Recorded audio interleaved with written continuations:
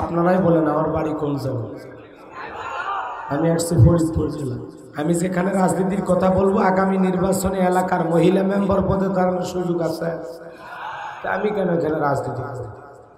যদি করা লাগে নিজের জেলা গাইবান্ধাই করবো। কথা বলেন ঠিক কেন? এই জন্য আপনারা টেনশন মুক্ত থাকবেন। আমি বাংলাদেশের রাজনীতি কোনো দলের বক্তা না, আমি রাজনীতির কোনো বক্তব্য দেব না। I will not see political word because I am not a leader of any political party. কারণ এখানে সব দলের লোক আছে না নাই? এখানে বসে আছে আওয়ামী লীগ, বিএনপি, জাতীয়বাদী ইসলাম, জাসদ, বাসদ, চরমনাশী, দলবিল, ফুরপুরে, হাদিসুল উলামা, জামাত, তাবলীগ, পাবলিক, কোরআনী, গণতন্ত্র, গণফোরাম, সুসমাজ, বিপ্লব, এলজিবিটি, নাগরিক শক্তি, পিপল সোসাইটি, 4 দল, 14 দল, 8 দল, 19 দল, 20 দল, হিফাজতাম, বিএনএফ, বাংলাদেশ কংগ্রেস, এই পর্যন্তই থাক। বাংলাদেশে কত দল? কথা বলেন ঠিক কিনা? আমি যদি দলীয় আলোচনা করি, দিক থেকে একটা দল হলে গুতা মারে, ওই দিক থেকে আরেকটা দল থানায় টেলিফোন করে, আমি ছোট হুজুর অবস্থা ভালো না খারাপ? অতএব আমি বাংলাদেশের রাজনীতি নিয়ে কোনো কথা বলবো? বলেন বলবো? তবে হ্যাঁ, আমি গোলাম রব্বানী যদি কোনো রাজনৈতিক বক্তব্য দেই, এই পৃথিবীর শ্রেষ্ঠ রাজনীতিবিদ, শ্রেষ্ঠ রাষ্ট্রনায়ক, শ্রেষ্ঠ রাষ্ট্রপতি, শ্রেষ্ঠ সেনাপতি, শ্রেষ্ঠ বৈজ্ঞানিক, শ্রেষ্ঠ দার্শনিক, শ্রেষ্ঠ বাবা, শ্রেষ্ঠ নানা, শ্রেষ্ঠ আদর্শ, শ্রেষ্ঠ মহামানব রহমাতুল আলামিনের মদিনার আদর্শের রাজনীতির কথা বলবো। আমি গোলাম রব্বানী যদি কোনো রাজনৈতিক বক্তব্য দেই, খলিফাতুল মুসলিমিন, আমিনুল মুমিনিন হযরত ওমর ফারুকের আদর্শের রাজনীতির কথা বলবো। সেই ওমর ফারুক আল্লাহর জমিনে আল্লাহর দ্বীনকে প্রতিষ্ঠিত করার জন্য নিজের কলিজার টুকরা ছেলেকে পর্যন্ত ছাড় দেন নাই। কথা বলে দেখে না? সেই মদিনাওয়ালার আদর্শের রাজনীতির কথা শোনার পর আপনার যেন আবার চুলকানি আরম্ভ না হয়। কারণ কোরআন হাদিসের হক কথা সবার পেটে হজম হয়। ছোট্ট বাচ্চা অসুস্থ, বাবা ডাক্তারের কাছে নিয়ে গেছে, ডাক্তার সাহেব কিছু তিতে ট্যাবলেট দিয়েছে খাইতে, ছোট্ট বাচ্চা তিতে ওষুধ না খাইয়া সব ফেলায় দিয়েছে। পরের দিন সকালবেলা আবার চলে গেছে, ডাক্তার ভাই গতকালকে ট্যাবলেট দিয়েছিলেন তিতে, আমি ছেলের পিতা, বলেন না ছেলের কোন কায়দা ওষুধ খাওয়ায়? বলে উপায় একটাই আছে, ফরিদপুরের ভালো কোনো হোটেল থেকে মিষ্টি কিনে মিষ্টি একটু ফাঁক করেন, ফাঁক করে ভিতরে ট্যাবলেট ঢুকিয়ে দেন, দিয়ে ছেলের সামনে খাইতে দেন। আশা করা যায় মিষ্টি খাওয়াবে, ট্যাবলেটও ভিতরে চলে যাবে, আপনার ছেলেটাও সুস্থতা লাভ করবে। ডাক্তার এমন কৌশল বাবার কাছে চমৎকার মনে হলো, বাবা তাই আমল করলেন, মিষ্টির ভিতরে ট্যাবলেট দিয়ে ছেলের সামনে প্লেটে বা ফ্রিজে খাইতে দিয়েছে। বাজার মিষ্টি খাও, আমি তোমার জন্য 1 গ্লাস পানি নিয়ে এসে। বাবা পানি নিয়ে এসে দেখে প্লেটের মিষ্টি খাওয়া শেষ। মনে মনে কয়েকবার সুবহানাল্লাহ আলহামদুলিল্লাহ পরে জিজ্ঞাসা করে, বাজার মিষ্টি খাইছো? ছেলে উত্তর করে বলে, হ্যাঁ আব্বা মিষ্টি খাইছি ঠিকই, মিষ্টির ভিতরে যে বিসি ছিল ওইটা খাই নাই। আজকে সমাজের অবস্থাও তাই। বলে হুজুর ওয়াজ করেন, কোনো সমস্যা নাই। আমরা যখন বলি তিবায়ান আলি কুল্লি শাই, মানব জীবন পরিচালনা করার জন্য রান্নাঘর থেকে পার্লামেন্ট পর্যন্ত যত নিয়ম নীতি দরকার দিয়েছেন বিশ্ব সরকার, তখন এক শ্রেণীর মুসলমানের কাছে এই কোরআন হাদিসের হক কথাই ট্যাবলেট মার্কা আলোচনা সহ্য হয় না।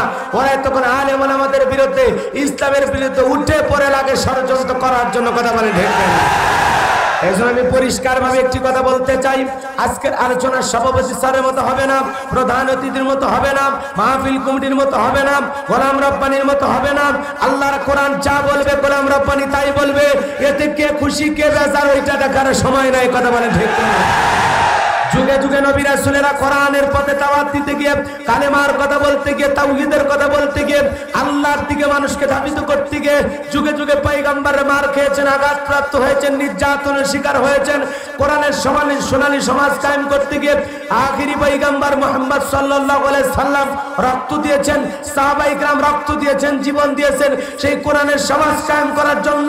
যদি নবীদের মতো রক্ত দেওয়া লাগে, সাহাবায়ে কেরামদের মতো রক্ত দেওয়া লাগে, ও ফরিদপুরের মুসলমান আল্লাহর জমিনে আল্লাহর দ্বীনকে প্রতিষ্ঠিত করার জন্য, ইসলাম নামক সূর্যটাকে উদয় করার জন্য, আল্লাহর জমিনে কালেমার পতাকাকে উঁচুকে ধরে রাখার জন্য যদি কখনো ডাক আসে বুকের তাজা রক্ত দিতে, কারা কারা রাজি? দুহাত তুলে আল্লাহকে দেখা। ওয়াযাক্কির ফাইন্না যিকরা তানফাউল মুমিনিন, সূরা জারিয়ার 55 নম্বর আয়াত। আল্লাহ পাক ডেকে বলেন, যারা আমার মুমিন বান্দা তাদের সামনে যদি কোরআন দেওয়াজ করা হয়, কোরআন থেকে উপদেশ দেওয়া হয়, এই কথাগুলো মুমিনদের উপকারে আসবে। কোন সুবহানাল্লাহ। এজন্য কোরআন থেকে আলোচনা হওয়া দরকার, কোরআন থেকে আমাদের কথা শোনা দরকার। যেহেতু তাফসিরুল কোরআন মাহফিল লিখেছেন, আবার এটি একটি ফাজিল মাদ্রাসা, আশা করি আপনারা আমি গুনাহগারের কথাগুলো বুঝবেন। অনেক মাহফিল আছে মানুষ কথা বোঝেন, কিন্তু এখানে বোঝার কথা, হয়তো বা বুঝতে পারবেন ইনশাআল্লাহ। আমার কোনো ইলম নাই, আমার কোনো জ্ঞান নাই, ইলম আর জ্ঞান দেওয়ার একমাত্র মালিক কে? ক্বালু সুবহানাকা লা ইলমা লানা ইল্লা মা আল্লামতানা ইন্নাকা আনতাল আলিমুল হাকিম। বলুন সুবহানাল্লাহ। জ্ঞান দেওয়ার মালিক কে? আর জোরে বলেন কে? আল্লাহ রাব্বুল আলামিন বলেন ওয়ালাকাদ আতাইনা দাউদা সুলাইমানা ইলমা। আল্লাহ রাব্বুল আলামিন বলেন আমি আমার পয়গম্বর দাউদ এবং সুলাইমানকে ইলম দিয়েছিলাম, জ্ঞান দিয়েছিলাম। তারা ইলম আর জ্ঞান পাওয়ার পরে শুকরিয়া আদায় করেছিলেন কার? আরো জোরে বলেন কার? আল্লাহর পয়গম্বর দাউদ আলাইহিস সালাম যখন জাবুর কিতাব তিলাওয়াত করতেন বাজার, কণ্ঠটা এত মিষ্টি এত সুন্দর ছিল, পয়গম্বরের তিলাওয়াত শোনার জন্য সমুদ্রের মাছগুলো পর্যন্ত কিনারায় ভিড় জমায়ে দিত। কোন সুবহানাল্লাহ। আকাশের পাখিগুলো ওরা বন্ধ করে দিত, তারা থেমে গিয়ে পয়গম্বরের তিলাওয়াত শুনতো। সেই দাউদ আলাইহিস সালাম জান্নাতের মধ্যে আপনাকে আমাকে তেলাওয়াত করে শোনাবেন। কোন সুবহানাল্লাহ। আল্লাহর পয়গম্বর জীবনের শেষ পর্যায়ে বার্ধক্যে উপনীত হওয়ার পর আল্লাহকে ডেকে বলে, আল্লাহ আমার জানতে বড় মনে চায় আমার পরবর্তীতে আপনি কাকে ফিলিস্তিনের বাদশাহী দান করবেন। আল্লাহ ডেকে বলে, পয়গম্বর তোমার পরবর্তীতে আমি তাকে ফিলিস্তিনের বাদশাহী দান করব। আমার পক্ষ থেকে একটা নিয়ামতে ভরা সিন্ধুক যাবে, সিন্ধুকের ভিতরে 3টা জিনিস থাকবে। কোনটার নাম কি, কোনটা দিয়ে কি কাজ হয়, যে বলে দিতে পারবে, বুঝতে পারবেন পয়গম্বর, তাকে আমি ফিলিস্তিনের বাদশাহী দান করব। বলুন সুবহানাল্লাহ। আল্লাহর পয়গম্বর দাউদ নবী জানার পর এলাকার সমস্ত মানুষগুলোকে ডাকলেন, দেশের জনগণকে ডাইকা বলে, শোনো আল্লাহর পক্ষ থেকে নিয়ামতে ভরা একটা সিন্ধুক আসবে, সিন্ধুকের ভিতরে 3টা জিনিস থাকবে। কোনটার নাম কি, কোনটা দিয়ে কি কাজ হবে, তোমরা কি কেউ বলে দিতে পারবা? দেশের জনগণ মাথা নত করে চলে যায়, পয়গম্বরের প্রশ্নের উত্তর কেউ দিতে পারে না। আল্লাহর নবী দাউদ বেশ কয়েকদিন দাওয়াত দিতে দিতে চিন্তা করলেন, এত জায়গায় দাওয়াত দিলাম, কাজে তো আসলো না, নিজের ঘরে দাওয়াত দেওয়ার দরকার আছে না নাই? এই কথা চিন্তা করে দাউদ আলাইহিস সালাম তার পরিবারের সদস্যদেরকে এক জায়গায় করলেন, ছেলে মেয়েকে একত্রিত করলেন। আল্লাহর পয়গম্বর দাউদ আলাইহিস সালাম ছেলে মেয়ের সংখ্যা ছিল 40 জন। সুবহানাল্লাহ। কাল 9টার পরে বললেন সুবহানাল্লাহ বলতে হিংসা করে। দেখছেন সন্তান কয়জন? 40 জন। সুবহানাল্লাহ বলেন। আর আমাদের স্লোগান সন্তান 2টার বেশি নয়, একটা হলে ভালো হয়। আর আমি গুনাহগারের স্লোগান না হইলে ভালো হয় খালি টোনা আর টুনি, খালি টোনা আর টুনি। কথা বলা যায় 2টারও দরকার নেই, 1টারও দরকার না হলে তো আরো ভালো, ডিস্টার্ব করে কেউ নাই। কথা বল না। কিন্তু বাজান এই স্লোগান আমার না, আপনার না, এই স্লোগান তাম পৃথিবীর ইহুদি খ্রিস্টান যারা আছে ওরা সুকৌশলে মুসলমানের মাথার মধ্যে ভাইরাস ঢুকিয়ে দিয়েছে। কারণ তাম পৃথিবীতে 700 কোটির উপরে মানুষ, এর মধ্যে মাত্র 170 কোটির মতো মুসলমান। সংখ্যায় যদি আমরা 350-400 কোটি মুসলমান হতে পারতাম, পৃথিবীর জালেমেরা মুসলমানের রক্ত নিয়ে খেলা করা তো দূরের কথা, মুসলমানের পশম বাঁকা করার সাহস পৃথিবীর কোন জালেমের ছিল না। কথা বলেন ঠিক কিনা? আজকে আমরা সংখ্যায় কম, এজন্য জালেমেরা হয়েছে আমাদের সব কেড়ে নিতেছে মাঝে মাঝে আমাদের দম। কথা বলেন ঠিক কিনা? এজন্য মুসলমানের সংখ্যা বাড়ানোর দরকার আছে না নাই? জালেমেরা চাই সংখ্যা কমুক। কথা বলে না? আর সেই স্লোগানে আমরা বিশ্বাসী। আমি দিনাজপুরে এক জায়গায় ওয়াজ করতে গেলাম, মুরব্বী এসে কয়, হুজুর দোয়া করেন। চাচা কে আপনার? নাতি হয়। নাতি মানে আমারই। আপনার মানে কয়জন? কয় 11 জন। ওরা 11 জন। আল্লাহু আকবার বলেন। এ বাজানো গো আমার, রিজেকের তাড়নায় মাথা গরম করবেন না, মনে করবেন না রিজেক আপনি ব্যবস্থা করেন, রিজেকের মালিক আমার আল্লাহ। ওয়া মা মিন দাব্বাতিন ফিল আরদি ইল্লা আলাল্লাহি রিজকুহা।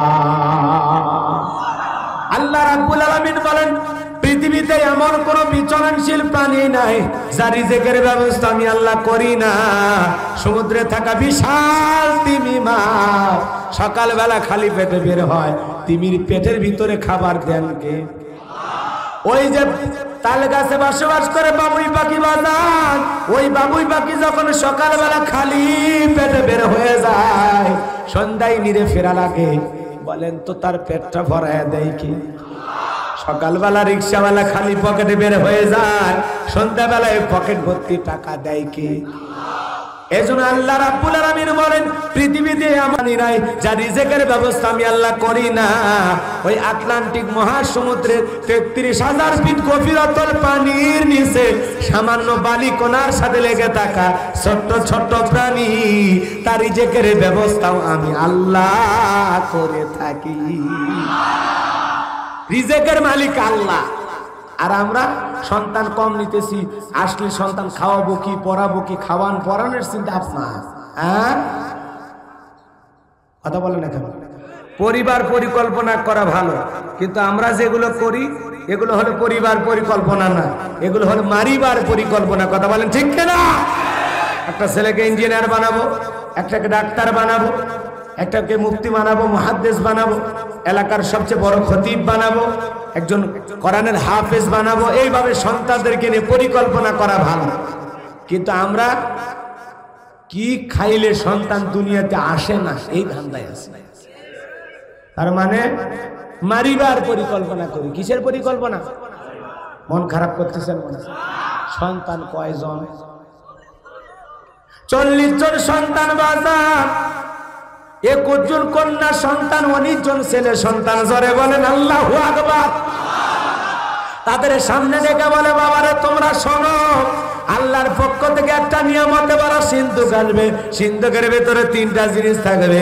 কোনটার নাম কি, কোনটা দিয়ে কি কাজ হবে তোমরা কি কেউ বলতে পারবা? পয়গম্বরে বড় ছেলে বলতে পারে না, মেজো ছেলে বলতে পারে না। 19 বছরের টকবকে যুবক, নাম তার সুলাইমান, হাত তুলে বলে লাব্বাইক আব্বাজান, আপনি যদি অনুমতি দেন আমি সুলাইমান বলে দিতে পারবো ওই সিন্ধুকের ভিতরে 3টা জিনিস কি কি থাকবে, কোনটার নাম কি, কোনটা দিয়ে কি কাজ হবে। জোরে বলেন আল্লাহু আকবার। দাউদ নবী দেখে বলে বাবা তুমি ছোট মানুষ পারবা না। পয়গম্বরের সন্তান সুলাইমান দেখে বলে আব্বাজান আমাকে একেবারে ছোট মনে করবেন না, আমার বয়স যখন 14-15 হয়ে গেছে, আমি যখন জঙ্গলের পাশ দিয়ে হেঁটে যাই, ওই জঙ্গলের একটা প্রাণী আর একটা প্রাণীর সাথে, একটা পশু আর একটা পশুর সাথে কি কথা বলে, কোন ভাষায় কথা বলে, আমি সুলাইমান পশু প্রাণীর ভাষাও বুঝতে পারি।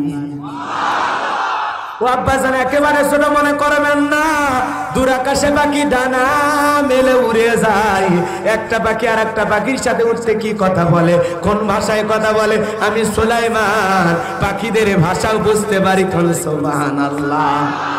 এই জন্য আল্লাহ বলেন ওয়ালাকাদ আতাইনা দাউদা সুলাইমানা ইলমা, আল্লাহ পয়গম্বর দাউদ এবং সুলাইমানকে এমন ইলম দান করেছিলেন বাজান, আল্লাহর পয়গম্বর সুলাইমান নবী পিপিলিকার ভাষা পর্যন্ত বুঝতেন। সুবহানাল্লাহ। সে পয়গম্বর বলবেন সিন্ধুকের 3টা জিনিস নাম কি কি, আর ওই 3টা জিনিসে কি কাজে ব্যবহার হবে। আপনারা কি শুনবেন না বাড়ি যাবেন? কারা কারা দেখে 2 হাত তুলে একটা তাকবীর দেন। লিল্লাহি তাকবীর। আল কোরআনের আলো, আল হাদিসের আলো, দুনিয়ার মুসলিম, আমার নেতা তোমার নেতা, লিল্লাহি তাকবীর।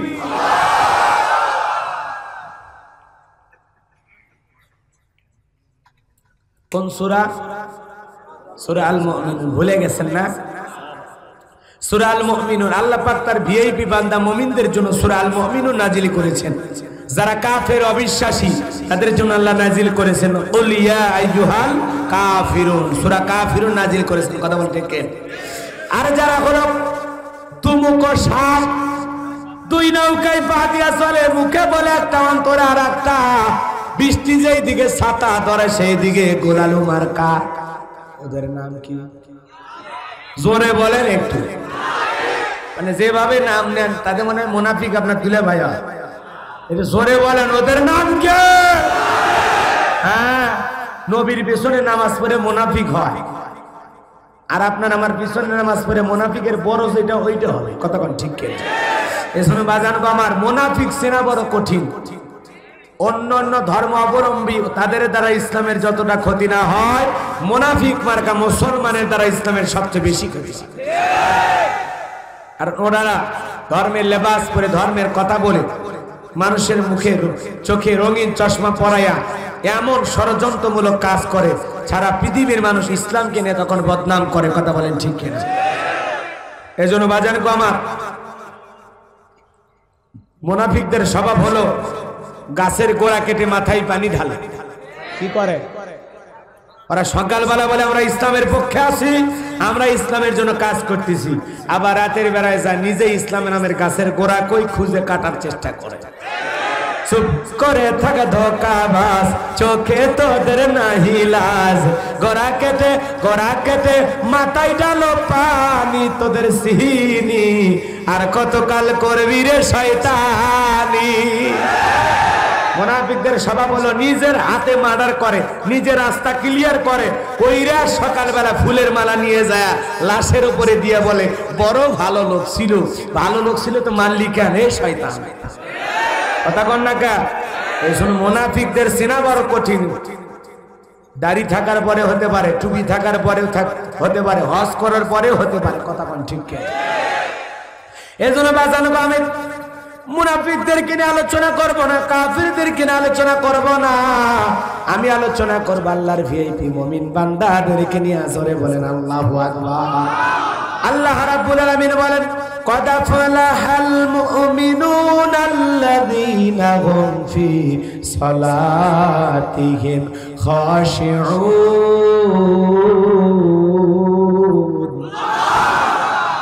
বাজানগো আমার বলেন তো, এই সূরাটি নাজিলের শানে নজুল আছে না নাই?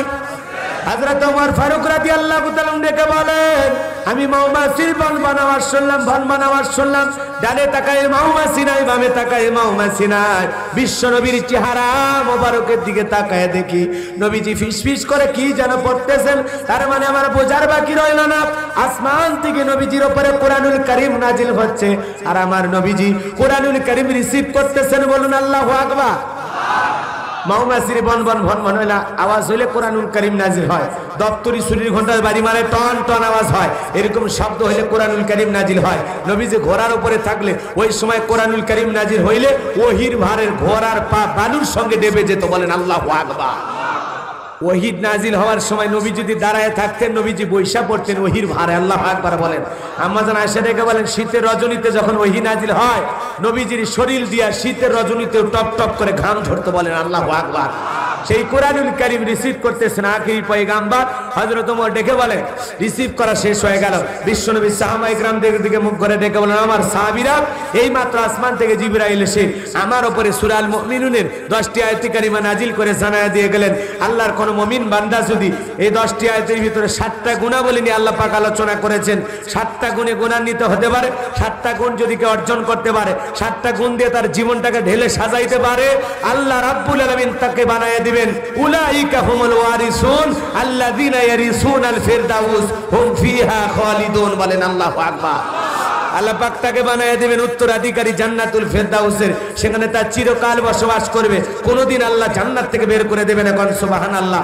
তাহলে 7টা গুণে গুণান্বিত হতে পারলে সেই মুমিনকে জান্নাতুল ফিরদাউসের উত্তরাধিকারী বানায়া দেবেন কে? জান্নাতুল ফিরদাউসের ওয়ারিস বানায়া দেবেন কে? বাবা মারা গেলে সন্তান যেরকম ওয়ারিস সূত্রে সম্পত্তির ভাগ পায়, কোন মুমিন যদি 7টা গুণ অর্জন করতে পারে, তার নামে জান্নাতুল ফিরদাউসে আলাদা জায়গায় বরাদ্দ থাকবে। বলেন আল্লাহু আকবার। 7টা গুণ কি কি শোনার দরকার আছে না নাই? না বাড়ি যাবেন? কারা কারা শুনবেন দু হাত তুলে আরেকবার বলে লিল্লাহি তাকবীর। 7টা গুণ আলোচনা না শোনা পর্যন্ত বাড়ি যাবেন না তো? ইনশাআল্লাহ যাবেন না? ওই যে ইনশাআল্লাহটা দুর্বল হয়ে গেল না? একটু জোরে বলেন ইনশাআল্লাহ। ভাই একটু শুনে যান। আলোচনার মাঝামাঝি উঠে যায় কি বলে, হয়তো বা আপনি যে আলোচনা খুঁজতেছেন ওইটা 1 ঘন্টা 32 মিনিটে শুরু হবে। আপনি হয়তো যে আলোচনা শোনার নিয়তে আসছেন, হুজুর এগুলো বলে না, ইউটিউবে শুনছি ভালোই লাগে, ঠিক ওই আলোচনা হয়তো 49 মিনিটে শুরু হবে। মা বোনেরা যে আলোচনা খুঁজতেছে ঠিক ওইটা 1 ঘন্টা 54 মিনিটে শুরু হবে। এই জন্য কার আলোচনা কখন শুরু হবে আমি তো নিজেও জানি না, বিদায় লাফালাফি করে লাভ নাই, শুরু থেকে শেষ পর্যন্ত শুনে মন্তব্য করা লাগবে। 5-10 মিনিট শুনে ওই যে আলগা শ্রোতা, মোবাইলে দেখছি তো আজকে সরাসরি আসছে বলে 1 নজর দেখে আসি, এই কথা বলে 1 নজর দেখে ভাইগে ভেগে চলে যায়, এরা হলো আলগা শ্রোতা। এদের উপরে আমি খুব বেজা, কারণ আরে ভাই আপনি আসবেন, আমি এত দূর থেকে আসলাম আপনার এলাকায়, আপনি যদি আমাকে 1.5-2 ঘন্টা সময় না দিতে পারেন তাহলে আমার এলাকায় এসে লাভ থাকে। আপনি যদি আমাকে 1.5-2 ঘন্টা সময় না দেন তাহলে আমার তো এই ধরনের মাহফিলে এলাকায় না আসাই ভালো, আমার এলাকায় ভালো। আমার এলাকাতে প্রত্যেকটা মাহফিলে শ্রোতা একবারে ওই যে বসছে না বসছে একবারে শেষ পর্যন্ত, কোনো ওটা বসা পাবে না। আমার নিজের এলাকায় আপনারা কয়টা লোক হয়েছে, এর চাইতে কয়েক গুণ লোক হয় আমার নিজের এলাকায়। যে মাহফিলের দিনে বগুড়ায় ওনারা দাওয়াত দিতে গেছেন, সেই মাহফিলে আপনাদের চাইতে 2 গুণ লোক হয়েছে। কথা বুঝতে পারছেন? আমার এলাকায় লোক বেশি হয়। আজকে যশোরের দিনের বেলায় যে মাহফিলটা ছিল সেখানে আপনাদের চাইতে বেশি লোক। তো এই জন্য বৃষ্টির কারণে হয়তো বা হয় নাই, আবহাওয়াটা আসলে এশার নামাজের পরে তো মানুষ মূলত বের হয়, ওই সময় বৃষ্টি, কারণ এশা পরেই অনেক মসজিদ থেকে এলাকা থেকে মানুষ অটো ভ্যান ট্যান গাড়ি ঘোড়া নিয়ে আসতো। যাই হোক, যেটা করেছেন মালিক, এতে আমরা খুশি আলহামদুলিল্লাহ। কথা যে বলার সুযোগ পেয়েছি, আপনারা যে দেখার সুযোগ পেয়েছেন, কিছু নেওয়ার সুযোগ পাচ্ছেন, এই তো আলহামদুলিল্লাহ। তাছাড়া পুরোটাই ইচ্ছে করলে তো এখনো বৃষ্টি হলে বরবাদ হয়ে যেত, তা আল্লাহ কিছুটা সময় দিয়েছেন, এই জন্য আরেকবার বলুন আলহামদুলিল্লাহ। ভূমিকা লম্বা কথা নয়, ডাইরেক্ট এরবার আলোচনা। আল্লাহ রাব্বুল আলামিন বলেন কদ আফলাহাল মুমিনুন, অবশ্যই মুমিনেরা সফল। কারা সফল বলেন তো? মুমিনেরা সফল। সফল হয়েছে তারা ঈমান এনেছে যারা। ঈমানদার ছাড়া আল্লাহর কাছে সফল হওয়া যায়? টাকা থাকলে আল্লাহর কাছে সফল হওয়া যায় না, ক্ষমতা থাকলে আল্লাহর কাছে সফল হওয়া যায় না, সবাই চেনে যশ খ্যাতি অর্জন করেছেন, সফল হওয়া যায় না। কোটি কোটি টাকার মালিক হয়েছেন, আল্লাহর কাছে 4 পয়সার দাম নাই। আল্লাহর কাছে দাম আছে তাদের কলিজার মধ্যে ঈমান আছে যাদের, বলেন আল্লাহু আকবার। আপনি বিশিষ্ট শিল্পপতি, আপনার টাকার অভাব নাই, আপনার ভিতরে ঈমান নাই, আপনার দাম নাই।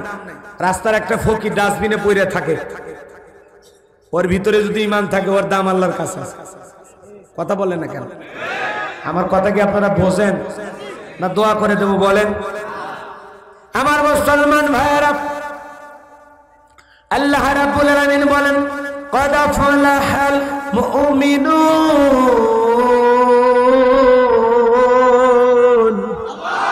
অবশ্যই মুমিনেরা সফল। সফল হয়েছে তারা ঈমান এনেছে যারা। এ বাজানুগো আমার, আমরা সবাই ঈমানদারেতে তো সন্দেহ নাই, আছে আছে আছে। তাহলে আল্লাহর কাছে সফল হয়েছে তারা ঈমান এনেছে যারা। আমরা সবাই ঈমানদার তো ইনশাআল্লাহ। আল্লাহর কাছে সফল হয়েছে তারা ঈমান এনেছে। আপনি আমি ঈমান আনছি তো ইনশাআল্লাহ। সম্মানিত ভাইয়েরা আমার, তাহলে 7টা গুণাবলীর নাম্বার 1 ঈমান আনা লাগবে। ঈমান হলো দ্বীনে প্রবেশ করার দরজা। আল্লাহু আকবার বলেন। আপনি ঈমান আনছে, আপনি ইসলামের ভিতরে প্রবেশ করেছেন। আল্লাহু আকবার বলেন। এরপরে আল্লাহ রাব্বুল আলামিন বলেন আল্লাযীনা হুম ফি সালাতিহিম খাশিউন। আল্লাহ রাব্বুল আলামিন বলেন মুমিন বান্দার 1 নাম্বার গুণাবলী, যারা নিজেদের সালাত বিনয়ের সহিত, নম্রতার সহিত, খুশি খুশি ভাব নিয়ে আদায় করে। আপনি আমি যখন সালাত আদায় করবো বাজান, দিলের মধ্যে একমাত্র শুধুমাত্র কেবলমাত্র ভয় থাকতে হবে কার? ইয়া আইয়ুহাল্লাযীনা আমানুত্তাকুল্লাহ, হে ঈমানদারগণ আমি আল্লাহকে ভয় করো। হাক্কা তুকাতিহি, ভয় করার মতো ভয় করো। আল্লাহর ভয় নিয়ে সালাত আদায় করতে হবে বাজান। আপনি আমি যখন সালাতের মধ্যে দাঁড়ায় যাব, বিবির কথা ভাবা যাবে না, সন্তানের কথা ভাবা যাবে না, ব্যবসা বাণিজ্যের কথা ভাবা যাবে না, দুনিয়াবি কোনো চিন্তা করা যাবে না। দুনিয়াবি সকল চিন্তা, দুশ্চিন্তা, সুচিন্তা সব চিন্তা বাদ দিয়া আল্লাহকে সিজদা দেওয়ার জন্য আল্লাহর ঘরে মসজিদে চলে যাব। আপনি আমি যখন মসজিদে চলে যাব, আপনি আমি তখন গোলাম কার? আরো জোরে বলেন গোলাম কার? বাজান গো আমার, আপনি যখন আমি যখন সালাতের নিয়ত বাঁধবো এ বাজান গো আমার, তখন মনে করব আমি সালাত আদায় করতেছি, আমার আল্লাহ এই দৃশ্য দেখতেছেন, বলেন আল্লাহু আকবার। আমি সালাত আদায় করব আর মনে মনে ভাববো আমি সালাত আদায় করতেছি, আল্লাহ আমার সামনে দাঁড়িয়ে আছেন, বলেন আল্লাহু আকবার। আমি সালাত আদায় করব আর মনে মনে ভাববো আমার জবরের সালাত, জীবনের শেষ সালাত, আসর পর্যন্ত আমার ভাগ্য নাও যেতে পারে। এজন্য বাজান প্রত্যেকটা ওয়াক্ত সালাত আদায় করব আর মনে করব এটাই জীবনের শেষ সালাত। তাহলে সালাতগুলো সুন্দর হবে। সালাতগুলো কি হবে?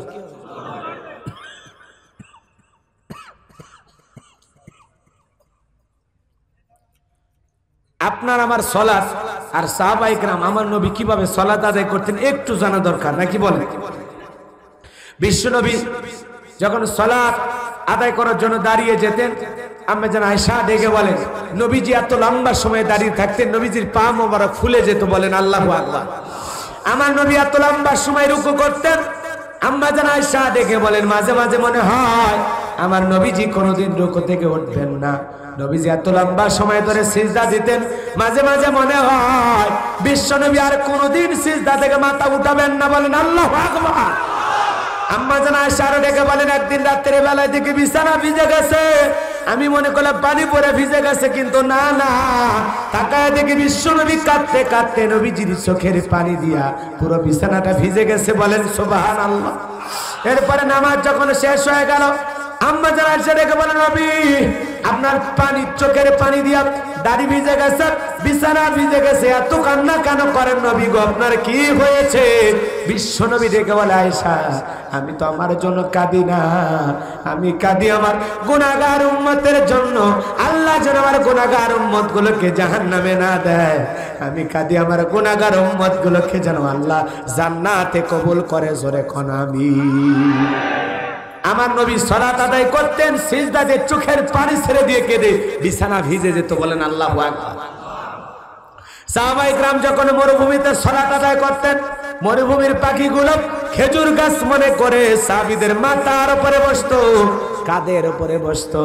সাহাবীরা সালাতের ভিতরে এত মনোযোগ, এত মনোযোগ, এত মনোযোগ, পাখি পইরা থাকে, এরপরে সাহাবীরা টের পাইতো না, কোন সুবহানাল্লাহ। সালাত আদায় করার সময় পাখি পরে থাকতো, এরপরে সাহাবীরা টের পাইতো না। আর আমরা একটা মশা পড়লে হাতে কথা বলে, আগে মশা মারে, এরপরে নামাজ পড়ে। পায়ে যদি মশা ধরে এক পা আর এক পায়ের উপর তুলে দেখায় খাবু খা, আছে না? আমরা সালাতের ভিতরে এত তাড়াহুড়ো করি, সাহাবায়ে কেরাম 2 রাকাত সালাত করে সারা রাত কাটায় দেয়, আল্লাহু আকবার বলেন। তারা লম্বা টাইম ধরে দাঁড়িয়ে থাকতেন, লম্বা টাইম ধরে রুকু করতেন, লম্বা টাইম ধরে সিজদা করতেন। আর আমরা খালি নামাজের ব্যাপারে তাড়াহুড়ো, কথা বলে ঠিক কিনা? ওযুতেও তাড়াহুড়ো, ওযু করতে গিয়ে এক মুরব্বি তাড়াহুড়ো করে ওযু করছে, এক ঠ্যাং না ধুয়ে মসজিদে ঢুকছে, টাইসরা মসজিদ পিছলে গেছে, চাচা একদিক লঙ্গি একদিক, তাও বলে আল্লাহু আকবার, আছে না? না, এরকম তাড়াহুড়ো করলে সালাত হবে? জোহরের 4 রাকাত সুন্নত, ইমাম আর মুসল্লি একসাথে নিয়ত বেঁধেছে, ইমামের 2 রাকাত হওয়ার আগে মুসল্লির 4 রাকাত শেষ। ইমাম সাহেব বলে বাবাজি আমার 2 রাকাতের আপনার হওয়ার আগে আপনার 4 রাকাত শেষ হলো। কয় হুজুর আপনাদের চর্চা কম, হুজুরদেরই বলে চর্চা কম। কয় কি কায়দায় সূরা ফাতিহা পড়েন আলহামদুলিল্লাহ, মানে এমন কায়দায় সূরা ফাতিহা পড়ছে ফেরেশতারা বোঝেনি নেকি লিখবি না গুনাহ লিখবি, কথা কান ঠিক না? এরকম আছে না? না, আমরা তো ডিজিটাল নামাজি, নামাজও পড়ি, ফোনও রিসিভ করে বলি ভাই 2 রাকাত চলতেছে, আছে না? নাই। কারণ এই কায়দায় সালাত করলে এগুলো সালাত কবুল হবে? হযরতে তালহা রাদিয়াল্লাহু তাআলা সালাত আদায় করতেছেন, কলিজার টুকরা ছেলেকে বিষাক্ত সাপ ধরেছেন, বিবি মানুষজনকে ডেকে সন্তানকে বিপদ মুক্ত করলেন। হযরতে তালহা রাদিয়াল্লাহু তাআলা নামাজ শেষে জিজ্ঞাসা করে বিবি রে, বাড়িতে এত মানুষজন, ব্যাপারটা আমি বুঝতে পারলাম না। হযরত তালহার স্ত্রী ডেকে বলে স্বামী আপনি যখন নামাজে দাঁড়িয়ে গেলেন, সন্তানকে বিষাক্ত সাপ এসে পেঁচিয়ে ধরেছে, আমি মানুষজনকে ডাকলাম, সন্তানকে বিপদ মুক্ত করলাম, এত ঘটনা আপনার চোখের সামনে ঘটে গেল, ও স্বামী আপনি কি কিছুই বলতে পারেন না? হযরত তালহা ডেকে বলে বিবি রে, নামাজের মধ্যে মন যদি এদিক সেদিক চলে যায় তাহলে নামাজ তো আর নামাজ থাকে না। আর আমরা সালাত আদায় করি, মসজিদে কয়টা ফ্যান, কোন দেয়ালে কি লেখা আছে, ওযুখানায় পানি যদি কেউ ছাড়িয়ে দেয় পেছন দিকটা, ও জব্বার ভাই আসছেন, কথা বল না কেন? আমাদের সালাতের আমার মানে আমরা যে সালাত আদায় করতে সাহাবীরা কি মনোযোগ জানেন? হযরত আলী রাদিয়াল্লাহু তাআলা আনহু জিহাদের ময়দানে তীর ঢুকে গেছে, টান দেয়, কষ্ট হয়। নবী বলে সালাতের মধ্যে সবাই দাঁড়ায় যাও। সাহাবীরা দাঁড়ায় গেলেন। একজনকে বললেন আলী যখন সিজদায় যাবে তীরটা টান দিয়ে বের করো। 2 রাকাত সালাত, দ্বিতীয় রাকাতে দ্বিতীয় সিজদা হযরত আলী রাদিয়াল্লাহু তাআলা চলে গেছেন। এমন জোরে তীর টান দিয়েছে সামান্য একটু গোশত বের হয়েছে। আল্লাহু আকবার বলেন। এরপরে নামাজ শেষে দেখেন মুসাল্লায় রক্ত।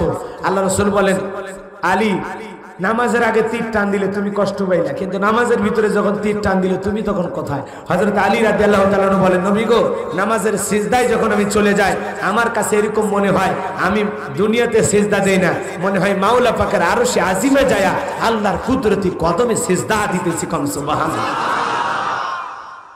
তারা সালাত আদায় করেন, মন চলে যায় কোথায়? মাওলা পাকের আরশে আজিমে। আর আমাদের মন চলে যায় কোন? আমাদের পাগল মন। আমরা সালাত আদায় করি এই সালটায়, মন চলে যায় ফরিদপুরে, মন চলে যায় ভারতের বর্ডারে। কথা বল। কারণ আমাদের পাগল মন।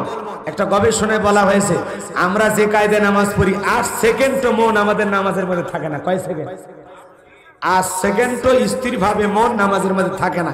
এত অস্থির, এত পাগল আমাদের মন। কথা বলেন কি মন আমাদের? বলেন কি মন? পাগল মোহন মন রে, মন কেন উল্টো পাল্টা বলে? ও পাগল মন মন রে, মন কেন মসজিদে না যায় রে? আল্লাহ রে কোন দুনিয়ায় পাঠাইলাই আমারে? বর্তমানের নারী পুরুষ সমান সমান মাপ, লম্বা চুল কাটিয়া আবার মাথায় লাগাই ক্যাপ। আল্লাহ রে কোন জামানায় পাঠাইলাই আমারে? জিন্সের প্যান্ট শার্ট পরিয়া রাস্তা হাইটা যাই, পোলা না মাইয়া ওইটা সিনা বড় দায়। আল্লাহ রে কোন দুনিয়ায় পাঠাইলাই আমারে? হিন্দি গানের টান মারিয়া রাস্তা হাইটা যাই, আবার কারো সুরে সুরে বুকটা ফাইটা যাই। আল্লাহ রে কোন দুনিয়ায় পাঠাইলাই আমারে? পাগল মন মন রে, মন কেন উল্টো পাল্টা বলে? খারাপ লাগে? কষ্ট পাইছেন? এই জন্য আল্লাহ রাব্বুল আলামিন বলেন আল্লাযীনা হুম ফি সালাতিহিম খাশিউন। আল্লাহ বলেন যারা নিজেদের সালাত বিনয়ের সহিত নম্রতার সহিত খুশু খুশু ভাব নিয়ে এমন ভাবে আল্লাহর সামনে দাঁড়াইতে হবে বাজান। দুনিয়ার রাজা বাদশার সামনে দাঁড়াইলে যতটা আদব কায়দা নিয়ে দাঁড়াবেন তার চাইতে বেশি আদব নিয়ে আল্লাহর সামনে দাঁড়াবেন। আপনি আমি যখন নামাজের মধ্যে দাঁড়ায় যাব, দিলের মধ্যে একমাত্র কেবলমাত্র ভয় থাকতে হবে কার? আল্লাহ ছাড়া অন্য কারো ভয় থাকা যাবে না। আল্লাহকে বাদ দিয়ে অন্য কোনো চিন্তা করা যাবে না। এই জন্য সালাতের প্রতি যেন আল্লাহ পাক আমাদের মনোযোগ তৈরি করে দেন। জোরে কোন আমিন। মনে করতে হবে জীবনে শেষ নামাজ পড়তেছি, এটা মনে করে সালাতগুলো আদায় করতে হবে।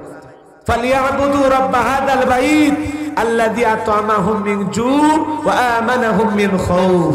ওই ঘরের মালিকের ইবাদত করো। ইবাদত যদি ইবাদতের মতো হয়, কি বুঝলেন? আল্লাহ কি বলতেছেন? ইবাদত যদি ইবাদতের মতো হয়, দুইটা জিনিস দেব।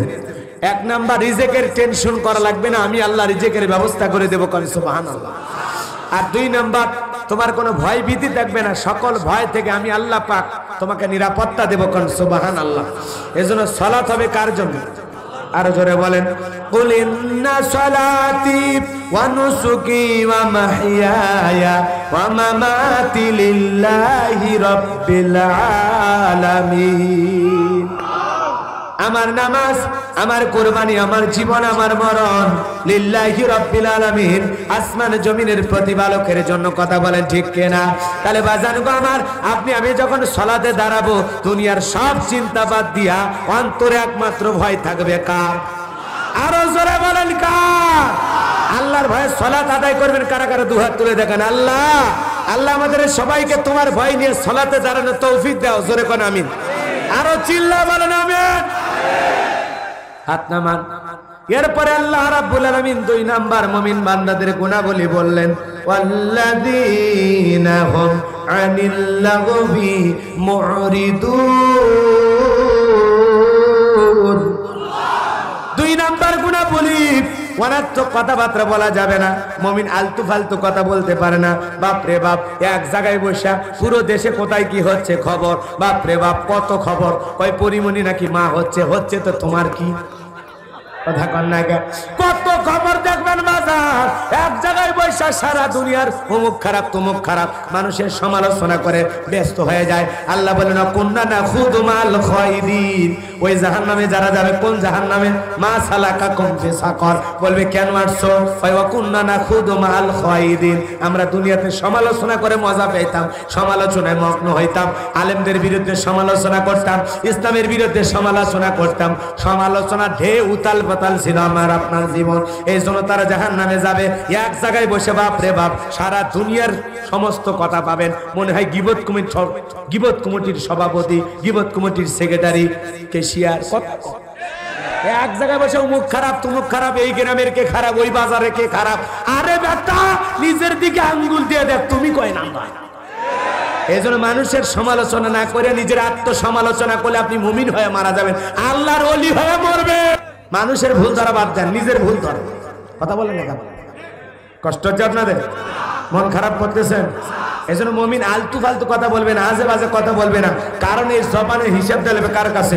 আল্লাহ রাসূল বলেন, তোমরা 2টা জিনিসের যদি হেফাজত করতে পারো, একটা 2 চলের মাঝখানে নরম জিহ্বা আর 2 উরুর মাঝখানে লজ্জাস্থান, এই 2টার জিনিসের গ্যারান্টি যদি দাও, আমি নবী তোমাদের জান্নাতের জিম্মাদার হয়ে গেলাম। বলেন আল্লাহু আকবার। এই জন্য জবান আছে দেখে যা খুশি তাই বলেন, আলতু ফালতু কথা বলার সময় মুমিনের নাই। মুমিন কথা বলবে হিসাব করে, কারণ এই কথাগুলো রেকর্ড করতেছেন কি? কথা বলে না কেন?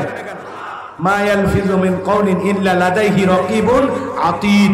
বান্দা এমন কোন কথা বলে না, তার এই কথা সংরক্ষণ করার জন্য আমার দিবি ফেরেশতা নাই। কথা কোন ঠিক কিনা? মনে করতেছেন কিছুই টের পাচ্ছেন না? যেদিন আমলনামার কিতাব হাতে ধরায় দেবে, সেদিন বলবেন, মালি হাযাল কিতাব লা ইউগাদিরু সাগীরাতান ইল্লা কাবীরা। আল্লাহ তো আশ্চর্যজনক একটা কিতাব, ছোট কথাও লেখা বাদ যায় না, বড় কথা লেখা বাদ যায় না, সব তো দেখতেছি ক্লিয়ার। কথা কন না কে? আফসোস করতেছেন বাজার? এখনো সময় আছে, হিসাব করে জমিনে চলতে হবে। কথা বলেন ঠিক কিনা? মুমিন জবান দিয়ে সেই কথা বলবে যেই কথা বললে সব হয়। বলেন আল্লাহু আকবার। এরপরে মুমিন অনার্থক কাজ করবে না। মুমিনের টাকা হলে মুমিন সিনেমা হল বানাবে না, যাত্রা গানের আয়োজন করবে না, গানের কনসার্ট দেবে না। মুমিনের টাকা হলে মুমিন মদের বার দেবে না। মুমিনের টাকা হলে মুমিন গাঁজা মদ ইয়াবা ফেন্সিডিল খায়া টাকা পয়সা নষ্ট করবে না। মুমিনের টাকা হলে মুমিন মসজিদ বানাবে, মাদ্রাসা বানাবে, কবরস্থান বানাবে, ঈদগাহ বানাবে, এলাকায় ফলমূলের 10টা গাছ লাগায় দিবে, পুকুরের একটা ঘাট বানায় দেবে, এতিমদের পাশে দাঁড়াবে। কথা কন? মুমিনের টাকা হলে এই অর্থগুলো অনার্থক কাজে সে খরচ করবে না, ভালো ভালো কাজে খরচ করবে। কথা বল ঠিক কিনা? এরপরে মুমিন বান্দা অনার্থক জিনিস শ্রবণ করবে না। কান আছে দেখে আজে বাজে গান শ্রবণ করবে, ধুম বাসলে ধুম শোনা যাবে, শোনা যাবে। রূপবানে নাচে কমর দোলায় শোনা যাবে, রূপবানে নাচে কমর দোলায় আল্লাহ তোরে মারবে কবরে ঝোলায় ঝোলা। কথা ঠিক কিনা? যুবকেরা আজে বাজে গান, আলতু ফালতু গান গায়া জীবন নষ্ট করে ফেলতেছে। কথা কন না? আপনারা রাগ করছেন আমার কথা? করেন, সমস্যা। আরে আগের মুরব্বীরা গান শুনছে, চাচারা তার গানের 2-1টা লাইন ছিল ভালো। পরের জায়গা পরের জমি ঘর বানাই আমি রই, আমি তো সেই ঘরের মালিক নই। বাস কথা ঠিক। ঘরের মালিক দাদা নাই, বাবা নাই, আমিও থাকবো না। তার মানে পরের জায়গা জমি ঘর বানায় আমরা আসি ভাড়া দিয়ে, আজ আসি কাল নাই। গানের মধ্যে অনেক কিছু বোঝা গেছে। ডাক দিয়েছেন, দয়াল আমারে রইব না বেশি দিন তোদের মাঝারে। তার মানে আল্লাহ ডাক দিলে চলে যাবো, বেশি দিন থাকবো না। কথা কন ঠিক কিনা? ওগুলোর দ্বারা বোঝা গেছে এখন আলতু ফালতু শিল্পী, গানের আগা নাই গোড়া নাই, লাইন ঘাট কিচ্ছু খুঁজে পাওয়া যায়। কথা কন না? মহিলা মানুষের মতো লম্বা লম্বা চুল, শিল্পী না আবুল বোঝা হয় মুশকিল। আছে না? গিটার একটা হাতে নিয়ে তিরিং বিরিং করে লাফার, আর কিছুই বোঝা যায় না।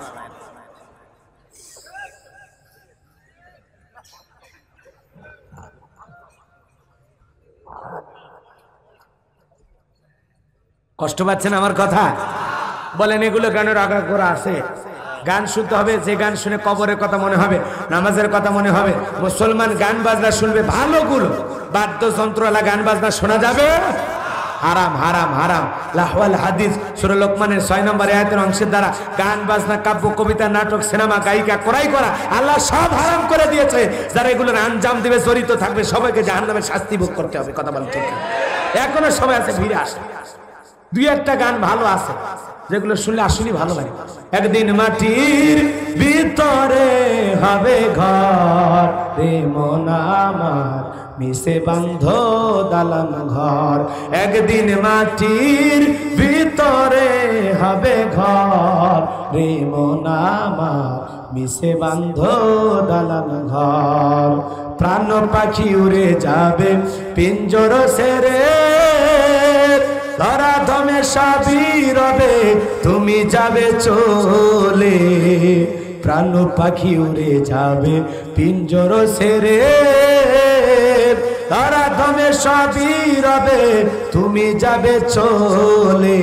বন্ধু বান্ধব যত, মাতা পিতা তারা সুত, সকলে হবে তোমার পর রে মন আমার, মিশে বান্ধ দালান ঘর। একদিন মাটির ভিতরে হবে ঘর রে মন আমার, মিশে বান্ধ দালান ঘর। দেহ তোমার চর্ম চর গলে পচে যাবে, শিরা উপশিরা গুলি ছিন্ন ভিন্ন হবে। দেহ তোমার চর্ম চর গলে পচে যাবে, শিরা উপশিরা গুলি ছিন্ন ভিন্ন হবে। মন্ড মেরু দণ্ড সবই হবে খণ্ড খণ্ড, পরে রবে মাটির উপর। গান শুনে মনে হচ্ছে মরে গেছি। কথা বলে বলে তিরিং বিরিং গান শুনে লাফায়, বলে ডিক ডিক আওয়াজের গান বাদ দিয়ে ভালো হয় না। কথা বলে না, এগুলো গান শোনা। আমার মহারণ আসিবে কখন কেউ তো জানে না, আমি মরে গেলে তোমরা আমায় ভুইলা যাইও না, আমি মরে গেলে তোমরা আমায় ভুইলা যাইও না। আমার মহারণ আসিবে কখন কেউ তো জানে না। এগুলো গান শোন, ইমান এমনি বান। কথা কন না কেন? এ যুবক ভাইয়ের আমার হৃদয়ের কান পেতে কথাগুলো শুনে যাও। তাহলে কান দেওয়ানার্থক আজে বাজে গান শ্রবণ করা যাবে না। মুমিন ভালো কথা শ্রবণ করবে, ওয়াজ নসিহত শ্রবণ করবে, কোরআন তিলাওয়াত শুনবে, ইসলামী সঙ্গীত শুনতে হবে রে যুবক। তাহলে মুমিন বান্দার 2 নাম্বার গুণাবলী, অনার্থক কথাবার্তা বলা যাবে না, অনার্থক কাজ করা যাবে না, অনার্থক জিনিস শ্রবণ করা যাবে না। মুমিন জবান দিয়ে সেই কথাগুলো বলবে, এই কথাগুলো বললে সব হয়। মুমিন সেই কাজগুলো সমাজের মধ্যে করবে যে কাজগুলো করলে সব হয়। মানবতার কল্যাণে, দেশ ও জাতির কল্যাণে কাজ করবে। আর মুমিন কান দিয়ে সেই সমস্ত জিনিসগুলো শ্রবণ করবে যেগুলো শুনলে সব হয়। এক কথায় সব আছে যেখানে মুমিন থাকবে, সব আছে যেখানে মুমিন থাকবে, গুনাহ আছে যেখানে মুমিন নাই। এটা হলো 2 নাম্বার গুণাবলী। মুমিন বান্দা কথা বলবে আল্লাহর ভয়ে, কাজ করবে আল্লাহর ভয়ে, যে কোনো জিনিস শ্রবণ করবে আল্লাহর ভয়ে, আল্লাহর ভয়ে ভালো ভালো কথা বলবে, ভালো ভালো কাজ করবে, ভালো ভালো জিনিস শ্রবণ করবে ইনশাআল্লাহ। এরপরে 3 নাম্বার গুণাবলী, আল্লাযীনা হুম লিয-যাকাতি ফাইলুন। মুমিন বান্দার 3 নাম্বার গুণাবলী, আল্লাহ যদি মুমিন বান্দাকে সম্পদ দেয়, টাকা পয়সার মালিক বানায় দেয়, নিসাব পরিমাণে ধনের মালিক বানায় দেয়, মুমিন বান্দা প্রতি বছরে সক্রিয়ভাবে হিসাব করে করে বছরে একবার যাকাত দেবে। কার ভয়ে? যাকাত মানে মালের ময়লা। যাকাত হলো আপনার সম্পদকে পবিত্র করবে। বাজান গো আমার, যাকাত দিলে আপনার ধন সম্পদ আল্লাহ বৃদ্ধি করে দেবে। নামাজ যেমন ফরজ, যাকাত দেওয়া তেমনি ফরজ। যাকাত দেওয়া মানে গরিবকে দয়া বা করুণা করা নয়। কথা কন, আপনার যাকাত দেওয়া ফরজ, বড় লোকের যাকাত দেওয়া ফরজ, গরিবের যাকাত খাওয়া ফরজ নয়। আমি গরিবের হাতে যাকাতের অর্থ দিলাম, তার মানে আমি গরিবকে দয়া বা করুণা করলাম না। বরঞ্চ যে গরিব আমার যাকাতের টাকাটা গ্রহণ করেছে, ওই গরিব আমার যাকাতের অর্থ নিয়ে আমাকে ফরজ ইবাদত পালনের সুযোগ করে দিয়া গরিব বড় লোককে দয়া করেছে। কিন্তু জাতির মানুষ উল্টাটা বোঝে। কথা কন না কা? আরে বড় লোক যাকাত না দিলে তোর বিপদ আছে, গরিবের যাকাত না খাইলে বিপদ নাই। কথা কন না? এজন্য আমরা যে গরিবের হাতে যাকাতের টাকা দিলাম তার মানে আমি গরিবকে দয়া করি নাই, বরং ওই গরিব থাকার কারণে আমি আমার ফরজ ইবাদত পালনের সহজ একটা সুযোগ পাইলাম। কথা কন ঠিক কিনা?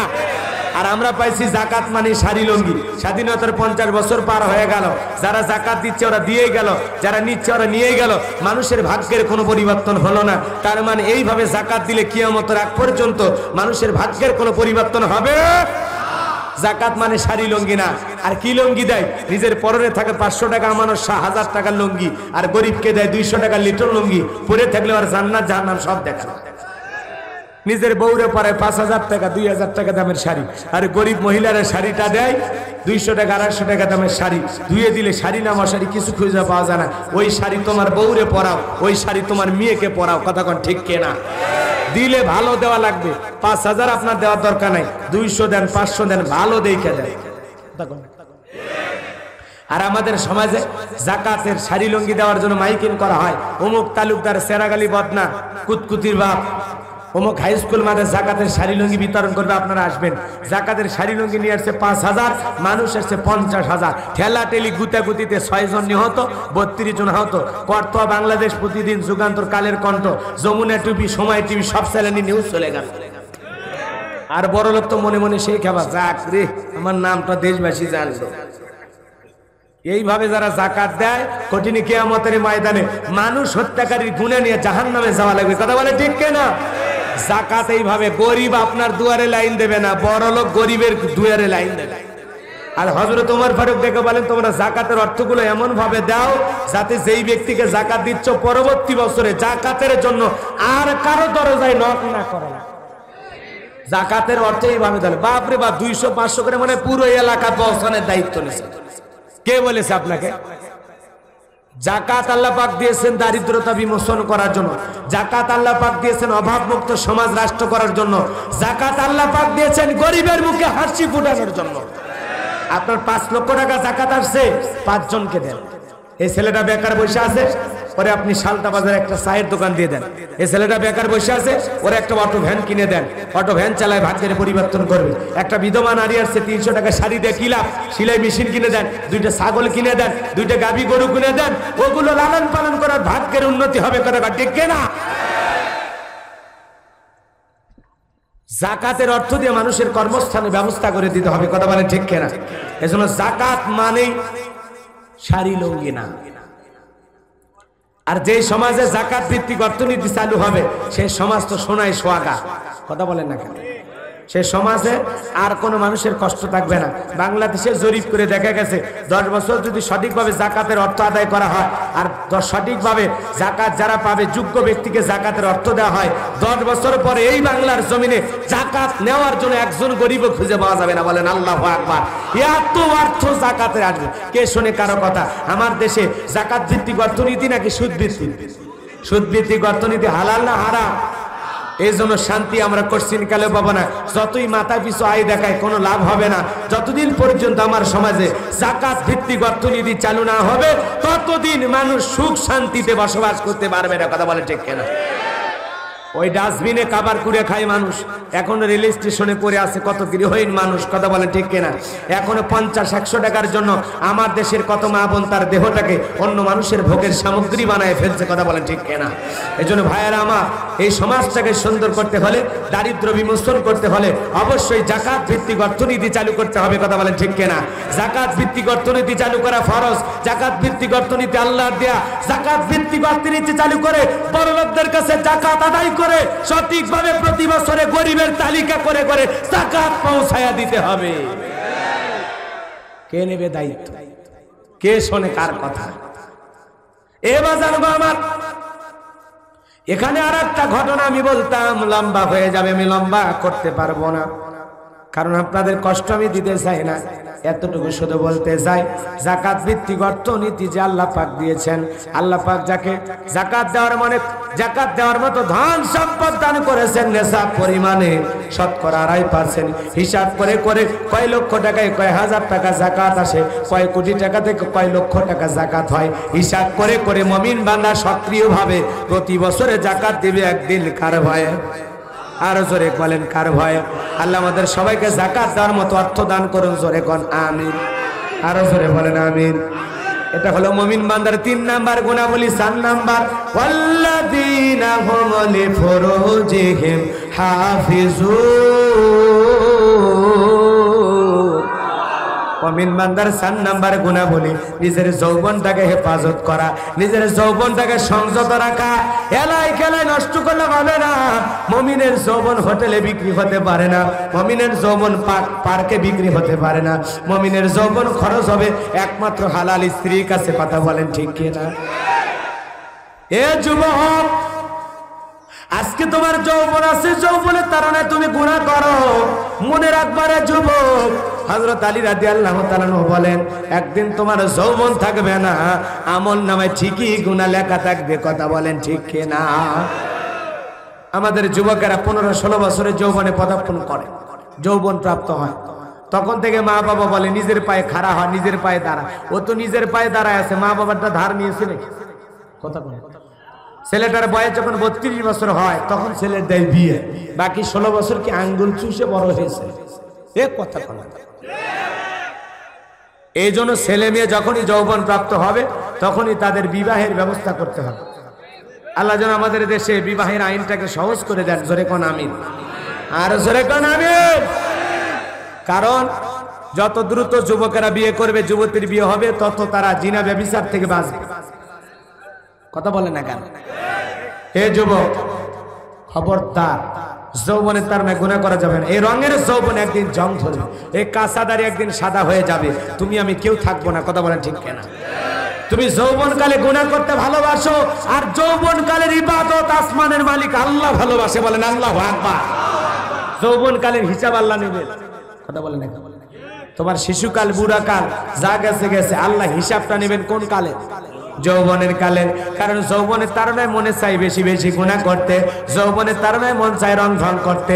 ভাইজান গো আমার, মনে চাইলে যৌবনের তারণায় রং ঢং গুনাহ করা যাবে না, যাবে না, যাবে না। কথা কোন ঠিক কিনা? হে যুবক ভাই, আপনাদের উদ্দেশ্যে আমি বলতে চাই, হৃদয়ের কান পেতে কথাগুলো শুনবেন বাজার। আমি গুনাহগার সে কথা বলতে চাই। এ যুবক, গুনাহ করা যাবে না, গুনাহ করা যাবে না। যৌবনটাকে কন্ট্রোলে রাখতে হবে, যৌবনটার হেফাজত করা লাগবে। কারণ যৌবনের সঠিক হিফাজত যদি না করো, কঠিন কিয়ামতের ময়দানে বিপদে পড়ে যাইবা।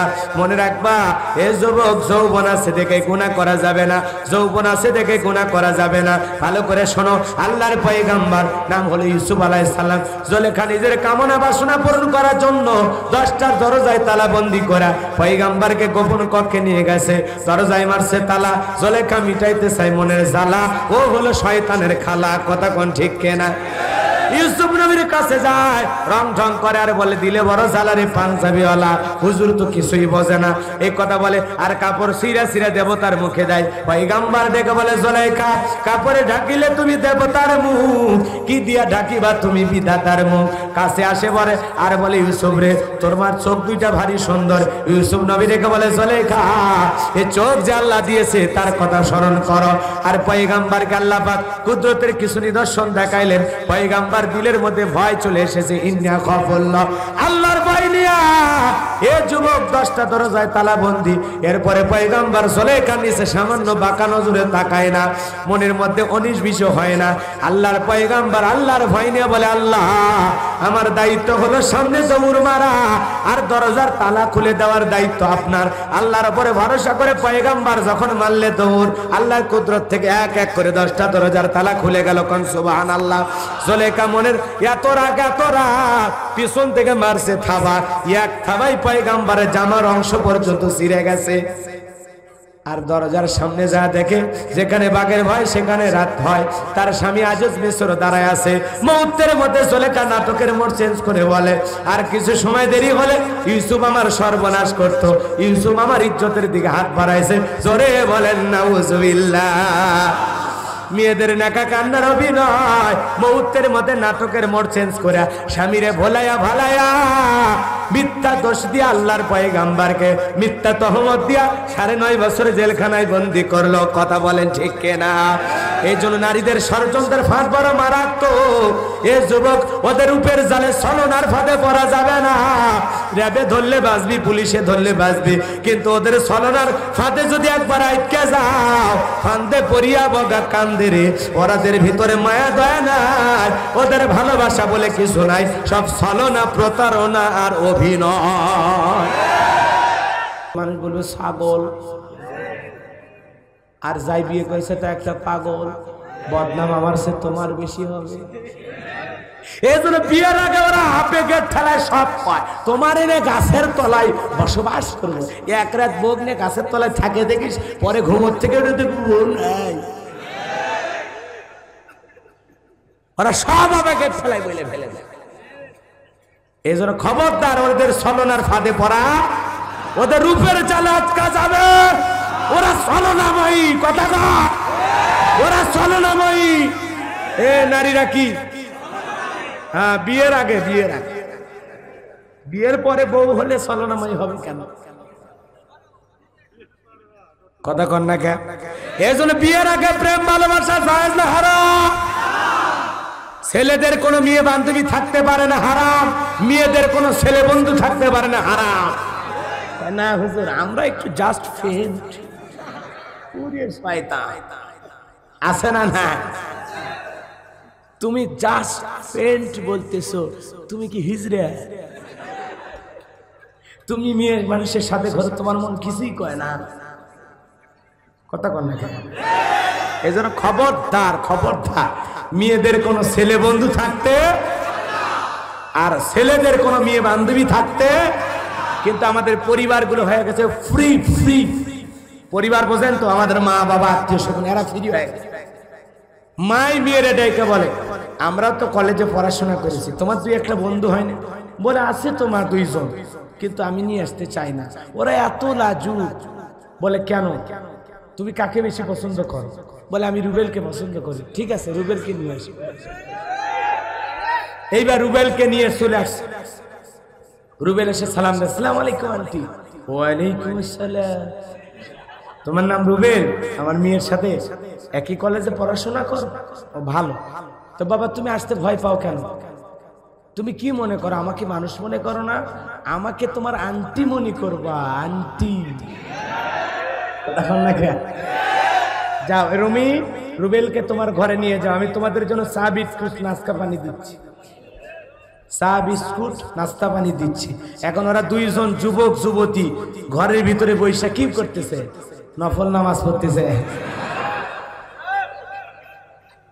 এই যে ফ্রির যে কারবার আমরা চালু করে দিয়েছি, ডিজিটাল মা বাবা সন্তানের সর্বনাশ করে ফেলে দিবে। কোন যুবক মেয়ে, যুবক ছেলে এইভাবে দেখা করা যায় না। আল্লাহ কি বলেন? কুল্লিল মুমিনিনা ইয়াগুদ্দুনা মিন আবসারিহিম। নবী মুমিন পুরুষদের জানায় দেন তারা যেন তাদের দৃষ্টিকে নিম্নগামী করে পথ চলে। হযরত আলীকে নবী ডেকে বলে, জামাই এদিকে আসো। হঠাৎ করে কোন নারীর উপর যদি তোমার নজর পড়ে যায়, সাথে সাথে দৃষ্টি ফেরায় নেবা, কারণ প্রথম দৃষ্টি তোমার, দ্বিতীয় দৃষ্টি ইবলিস শয়তান। আগে দর্শন, তারপরে তো ধর্ষণ।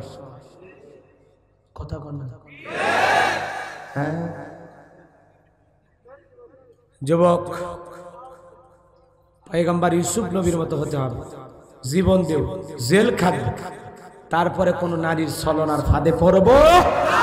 কথা বলো। বিয়ের আগে প্রেম ভালোবাসা করা জায়েজ না, হারাম। বিয়ের আগে প্রেম করা চলবে না, চলবে না।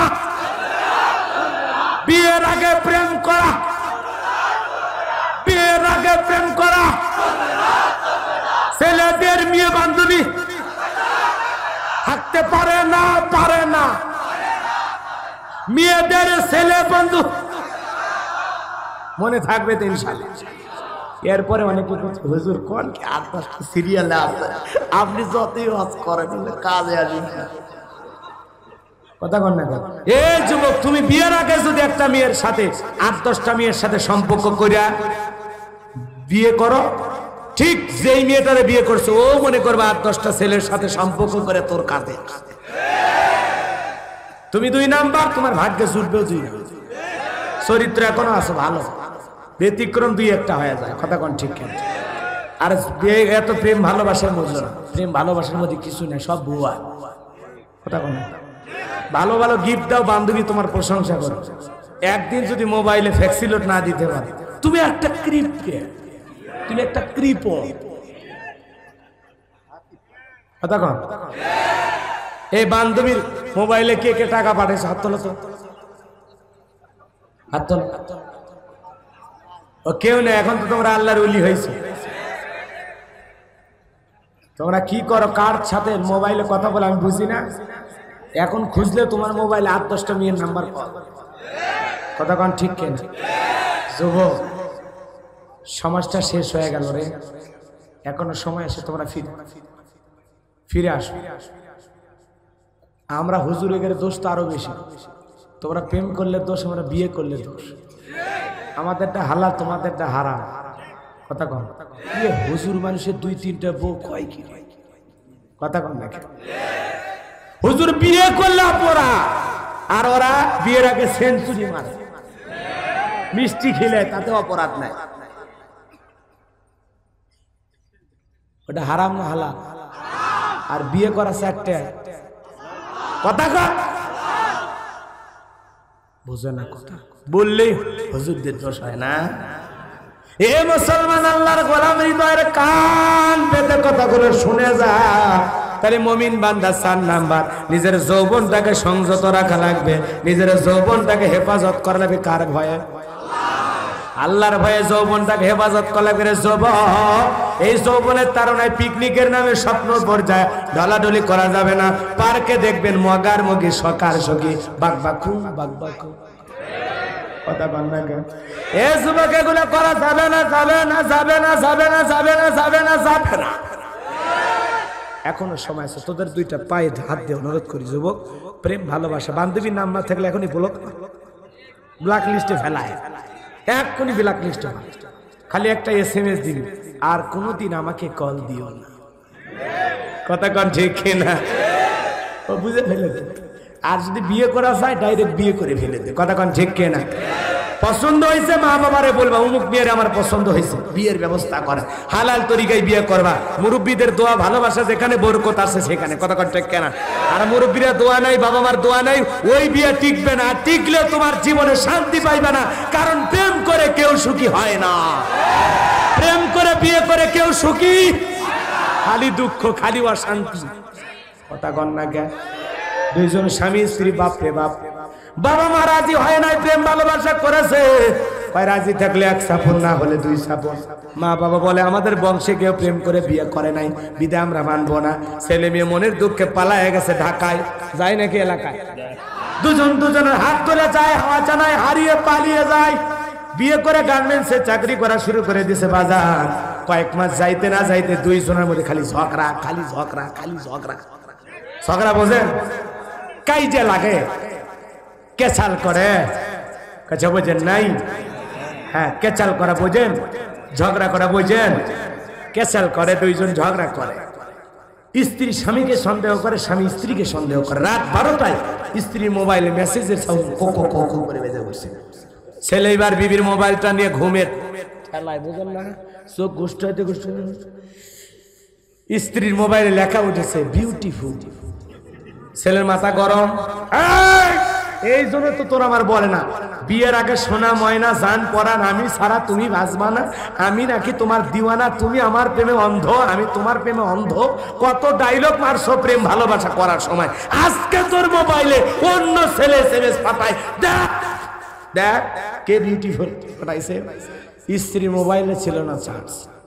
স্ত্রী বলতেছে, ওরে স্বামী, সন্দেহের নজরে তাকাইছো, আমার মোবাইলে লেখা উঠেছে ব্যাটারি ফুল, আর তুমি কও বিউটিফুল। কথা কন না কে?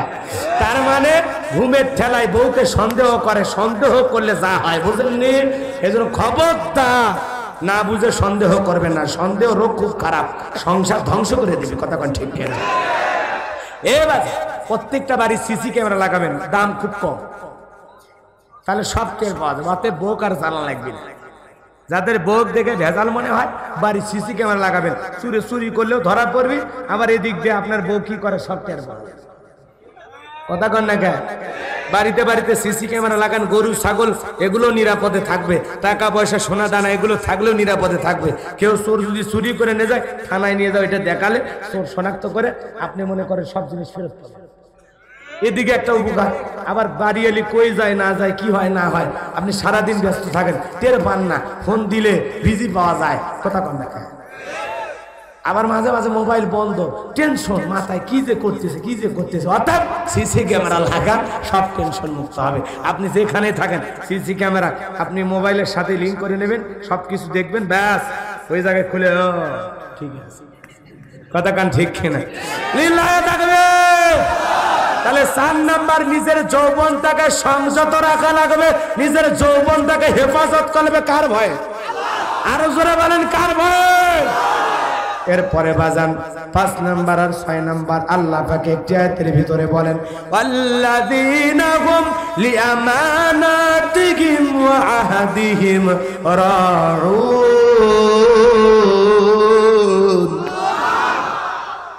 আল্লাহ রাব্বুল আলামিন বলেন 5 নাম্বার আমানত রক্ষা করা। আমানত মানে কি? খালি ধন সম্পত্তি আমানত না, এই জীবনটা একটা আমানত। আপনার বিবি আপনার কাছে আমানত, আপনার ছেলে মেয়ে আপনার কাছে আমানত, একটা চেয়ারম্যানের কাছে ইউনিয়নবাসী আমানত, একটা এমপির কাছে নির্বাচনী এলাকার মানুষ আমানত, মাননীয় প্রধানমন্ত্রীর কাছে পুরো বাংলাদেশের জনগণ হলো আমানত, বক্তার কাছে শ্রোতারা আমানত, ইমামের কাছে মুসল্লিরা আমানত, শিক্ষকের কাছে ছাত্ররা আমানত। কথা কয় না। আমানত মানে খালি টাকা পয়সা।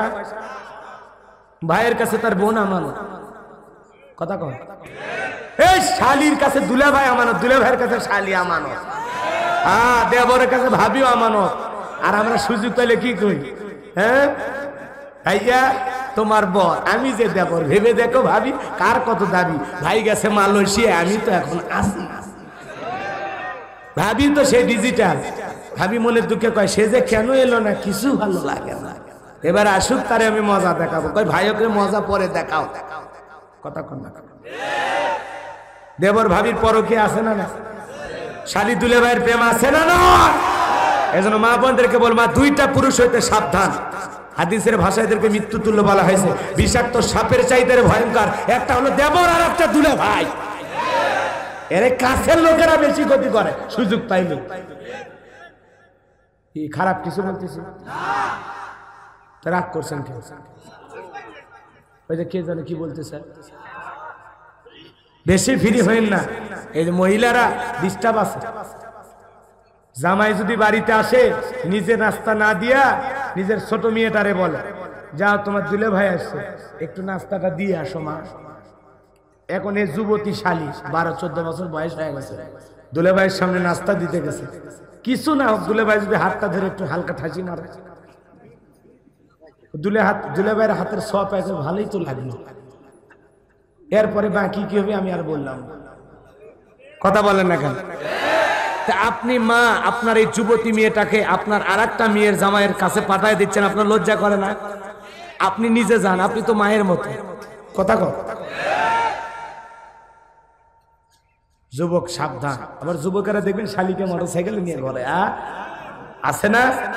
শালিরে মোটরসাইকেলে তুলছে, শালি বড় আপার স্বামী মনে কইরা মোটরসাইকেলের মাঝখানে ফাঁকা রাখছে। ও শালটা যাওয়ার আগে ব্রিজ পায়া এমন ব্রেক ধরছে, এক ব্রেকে শালি ফাঁকা জায়গা পূরণ করছে। কথা কন ঠিক কেনা?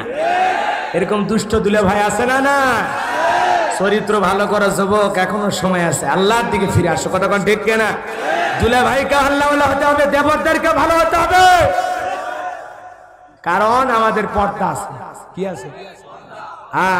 এই পর্দার যদি বাড়ির ভিতরে সমস্যা হয়, সব জায়গায় ভেজাল। প্রত্যেকটা মুমিনের বাড়িতে প্রবেশ করতে সালাম দিবেন, গৃহবাসীর অনুমতি নেবেন, তারপরে ভিতরে ঢুকবেন। খবরদার সালাম না দিয়া ভিতরে গৃহবাসীর অনুমতি না নিয়ে কারো বাড়িতে ঢুকবেন না। খবরদার, এটা আল্লাহর ওয়াদা। সূরা নূরের ভিতরে আছে, আপনারা খুলে দেখবেন। কষ্ট হয়? আল্লাহর অর্ডার ফলো করবেন, শান্তি আছে। আর আমরা রুবেল রুবেল কয় বাড়ির ভিতরে ঢোকে, রুবেলের বইয়ের মাথার কাপড় নাই, মায়ের বুকে তোন্না নাই, আর বোন কি করতেছে আমি বললাম না, কথা কোন ঠিক কেনা? তাহলে যদি আপনি সালাম দিয়ে অনুমতি নিয়ে ঢুকতেন তাহলে সবাই পর্দা করতো, ঘরের ভিতরে ঢুকতো, কথা কোন না কে? আর কোন বাড়িতে যায় উল্কি ফুলকি মারবেন, উকি ঝুঁকি মারবেন না, খবরদার। হাদিসের ভাষায় কেউ যদি উকি ঝুঁকি মারে, ওই বাড়ির লোক যদি খোসা মারে আর চোখও কানা করে দেয়, তাও গুনাহ হবে না, কথা কন না খেয়া? সাবধান সাবধান। বাড়ির মেন গেটে দাঁড়াবা, দাঁড়ায় সালাম দিবা, ভিতর থেকে অনুমতি আসবে, একবার দুইবার তিনবার সালাম দিবা, কোনো জবাব নাই, তুমি তোমার বাড়ির দিকে ঘাটা নাও, ওই বাড়িতে আর থাকার অনুমতি নাই, নিজের বাড়িতে চলে যা, কথা কন। বাড়িতে যদি সারা না পায়, কে জানালা দিয়ে দেখে, আবার জানালা দেখে যখন কিছু দেখা যাচ্ছে না তখন পাশি টোপকে ভিতরে ঢোকে, কি সাহস, কথা বলে দেখে। মানে এই বাড়ি ঢুকতেছেন, আজরাইল আসছে, আজকে জান কবেজ করে চলে, এরকম দায়িত্ব আপনাকে দেওয়া হয়েছে নাকি? বাড়ির লোকের সারা নাই, আপনি বাড়িতে যান, পরে মোবাইলে যোগাযোগ করবেন, 2 দিন পরে এসে খোঁজ খবর নেবেন, কথা কন ঠিক কিনা? আল্লাহ আমাদের সঠিক বুঝদান করুন, জোরে কোন আমিন। প্রত্যেকটা বাড়িতে বিবিকে, আত্মীয় স্বজনকে সালাম দেবেন তো ইনশাআল্লাহ। সালামের ব্যাপক প্রচার প্রসার করবো ইনশাআল্লাহ। আমানত রক্ষা করা 5 নাম্বার কি করা? আমানত রক্ষা করা। 6 নাম্বার ওয়াদা প্রতিশ্রুতি রক্ষা করা। মুমিন মুখে যা বলবে অন্তরে তা বিশ্বাস করবে, কাজে তা বাস্তবায়ন করবে। মুমিন কোনদিন ওয়াদা খেলাপকারী হতে পারে না, কথা কন না? মুমিন যে কোনো ওয়াদা দেওয়ার আগে মুমিন 1000 বার চিন্তা করবে। মুমিন ওয়াদা দেওয়ার আগে কতবার চিন্তা করবে? 1000 বার চিন্তা করবে। এজন্য ওয়াদা পালন করতে হবে, ওয়াদা বা প্রতিশ্রুতি রক্ষা করা 6 নাম্বার গুনাহ। 7 নাম্বার আল্লাযীনা হুম আলা সালাওয়াতিহিম ইউহাফিজুন। 7 নাম্বার হলো নিজেদের সালাতের প্রতি যত্নবান হওয়া, যত্ন সহকারে সালাত আদায় করা। যে ব্যক্তি আসর পড়ার পরে মাগরিব পর্যন্ত মনটা মসজিদে টাঙানো থাকে, আবার নিজে একা সালাত পড়ে না, বিবিকেও নামাজি বানানো লাগবে, ছেলে মেয়ে পরিবার পরিজন যারা আছে ওদেরকেও নামাজি বানানোর দরকার আছে না নাই? আমি আমার ছেলের হাত ধইরা স্কুলে নিয়ে যেতে পারি, বাজারে হাটে ঘাটে নিয়ে যেতে পারি, আমি বাবা হিসাবে কেন আমার সন্তানের হাত ধরে আল্লাহর ঘর মসজিদে নিয়ে যেতে পারবো না? নিয়ে যাওয়ার দরকার আছে না নাই? আমি একা একা ফজরে গেলাম, বউরে ডাকলাম না, ছেলে মেয়েরও ডাকলাম না, হবে না, ডাক দিতে হবে, এটা আপনার দায়িত্ব, কথা কন না? বিবিকে ডাক দেন, সোনা ওঠো, তুমি ফজরের নামাজ বাড়িতে পড়ো, ওরে একটু হালকা গরম পানি দিয়ে কড়া লিগার করে চা বানাও তো সোনা, তোমার হাতের চা টেস্ট সেই রকম। বউ খুশি হয় এমনি, স্বামীর ভালোবাসা চা বানানো। মাঝে মাঝে একটু বলবেন, রান্না বান্না প্রশংসা, চেয়ার আর প্রশংসা করবেন। বউ ভালো বলতে সমস্যা আছে, কথা কন না? যায় দেখতেছেন এমন একটা কালারের 3 পিস পরে আছে, ভালোই লাগতেছে, একটু মজা করে বলেন না, আজকের যে 3 পিস পরে তোমারে যা লাগতেছে সোনা, বউ খুশি হবে, কথা কন? প্রত্যেকটা দামি স্বামীর দায়িত্ব তার বউকে খুশি করা। আল্লাহ রাসূলের স্ত্রী আম্মা জান আয়েশা বলেন, নবীজি যখন বাইরে যাইতেন আমি আয়েশাকে চুমো খেয়ে যেতেন। আপনারা যখন বাইরে যাবেন বউকে চুমো খেয়ে বাইরে সফরে যাবেন, কথা কন ঠিক কেন? এগুলো আমল তো আমাদের নাই। বাইরে যখন আসবেন বাড়িতে, কিছু বউয়ের জন্য ভালো মন্দ খাবার নিয়ে বাড়িতে ঢুকবেন, বউ যে খাবারগুলো পছন্দ করে, এগুলো তো আমল আমাদের দেশে নাই। ভালো মন্দ খাবার নিয়ে বউয়ের জন্য আনা লাগে। জয়পুর হাটে ওয়াজ করতে গেলাম, এক যুবক কয়, হুজুর আমি যে ফেন্সিডিল খাই, বউয়ের জন্য 1 বোতল আনবো। কত বড় শয়তান চিন্তা করছে! খবর থাক, এরকম দুষ্টুমি করা যাবে? মন খারাপ করেছেন মনে হয়। তাহলে 7 নাম্বার গুনাহ বলি, নিজেদের সালাতের প্রতি যত্নবান। এ বাজার এমন যত্ন সহকারে সালাত আদায় করতে হবে, সালাতের প্রতি আমাদের দায়িত্বশীল হতে হবে। পরিবারের সবাই যদি নামাজ পড়ে, 4 জন বাড়িতে লোক, 4 যদি নামাজ পড়ে মজা লাগে কি না? আমার পরিবারটা নামাজি পরিবার, আপনার পরিবারটা নামাজি পরিবার, আলহামদুলিল্লাহ। আমরা 11 জন সদস্য, সবাই নামাজ পড়ি আলহামদুলিল্লাহ। আপনার বাড়িতে 6 জন, আলহামদুলিল্লাহ, আমরা 6 জনই নামাজি। ভালো লাগে কিনা? একা একা নামাজি পড়ে সব জান্নাত যাচ্ছে, আর বউ বাচ্চার মনে দামি নেই, কথা কন না? তাহলে আল্লাহ 1 নম্বর গুণাবলী সালাত দিয়ে শুরু করলেন, 7 নম্বর গুণাবলী সালাত দিয়ে শেষ করলেন।